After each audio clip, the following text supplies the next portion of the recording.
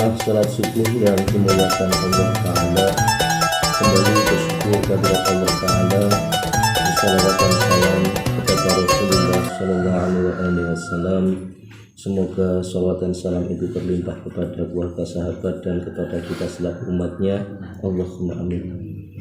Marilah kita lanjutkan pembacaan hadis Fadilatul Quran.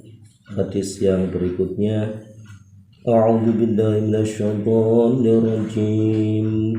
An Aisyah radhiyallahu anha qalat qala Rasulullah sallallahu alaihi wasallam, inna likulli syai'in syarafan yatahawna bihi wa inna baha'a ummati wa syarafaha al-Qur'an. Rawahu Abu Nu'aim kada al-Hilyah.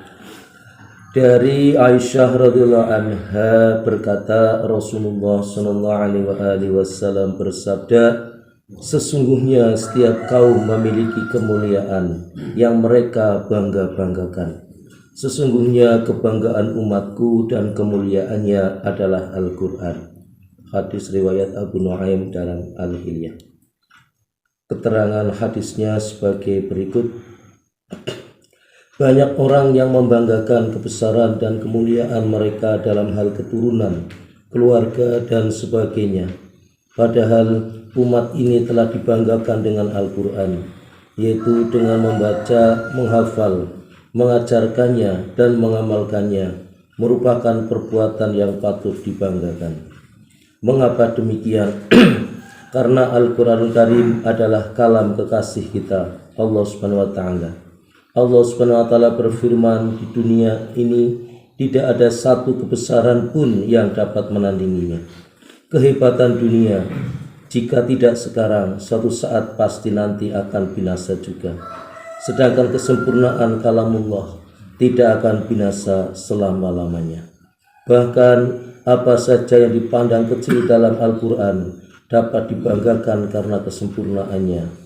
Seperti keindahan susunan kata, keindahan paduan kata, penyesuaian kata, hubungan antar kalimat, kebenaran dalam meramalkan hal-hal yang akan terjadi pada masa yang akan datang, kisah-kisah manusia yang tidak dapat kita ingkari, misalnya kisah kaum Yahudi yang menyatakan cintanya kepada Allah tetapi takut akan kematian.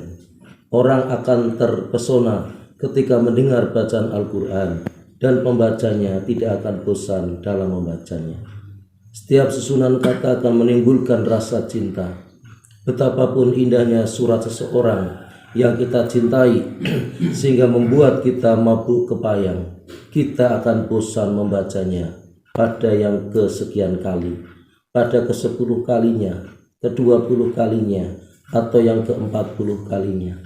Sedangkan jika kita menghafal satu ruku' Al-Quran, kita tidak akan bosan membacanya, walaupun yang ke-200 atau ke-400 kali, bahkan selama hidup kita. Jika ada sesuatu yang menghalangi kita, itu sekedar halangan yang akan hilang. Semakin sering kita membaca Al-Quran, maka akan semakin menambah kelezatan dan kenikmatan di dalam membacanya. Walaupun hanya sedikit yang dapat kita peroleh dari kalamullah ini, bukan seluruhnya, itu pun telah mencukupkan untuk kita bangga dan membanggakan diri kita. Betapa bangganya jika kita memperoleh semua nilai yang terdapat dalam kalamullah ini. Sekarang hendaknya kita memikirkan diri kita. Berapa banyakkah di antara kita yang merasa bangga sebagai hafiz Al-Quran? Berapa banyakkah kita berusaha agar menjadikan anak-anak kita menjadi hafiz Al-Quran? Berapa orangkah yang di antara kita memberikan penghormatan dan memuliakan seorang hafiz Al-Quran? Kita masih merasa bahwa kemuliaan dan kebanggaan kita terletak pada gelar dan pangkat keduniaan yang tinggi, pada harta yang banyak. Padahal setelah meninggal dunia nanti, semua itu akan kita tinggalkan. Kepada Allah lah kita mengadu. Demikianlah apa yang kita dengarkan dari sebuah hadis pentingnya kita senantiasa membanggakan Al-Quran dengan cara ketika kita bangga dengan Al-Quran, kita senantiasa berusaha untuk membacanya setiap saat, mempelajari, memahami, mengamalkan dan mendakwahkan Al-Quran, karena sungguhnya Al-Quran adalah kalamullah, kalam yang tertinggi di dalam kehidupan ini, yang akan membawa kepada kita kebanggaan kita sebagai umat Rasulullah SAW. Karena iblis laknatullah alaih ini, dia akan menangis, menjerit sekeras-kerasnya itu pada 4 perkara. Ketika Adam alaihissalam diciptakan dan semua makhluk bersujud kepada Adam kecuali iblis, maka iblis dikutuk oleh Allah Ta'ala, maka ia menjerit sekeras-kerasnya. Kemudian dia ketika dikutuk, dikeluarkan dari surga, diturunkan ke alam dunia, maka dia juga menjerit dan menangis sekuat-kuatnya. Yang ketiga adalah ketika Rasulullah SAW diutus oleh Allah Ta'ala sebagai rahmatan lil alamin, iblis juga akan menjerit.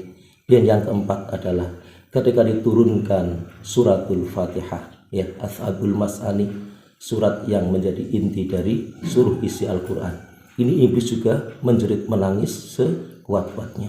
Maka inilah kebanggaan bagi kita sebagai umat Rasulullah SAW ketika berpegang teguh pada Al-Quran, maka sungguhnya kita akan dijauhkan dari godaan iblis laknatullah alaih. Demikian, dan mari kita semua sampaikan pentingnya ini kepada saudara kita yang lain.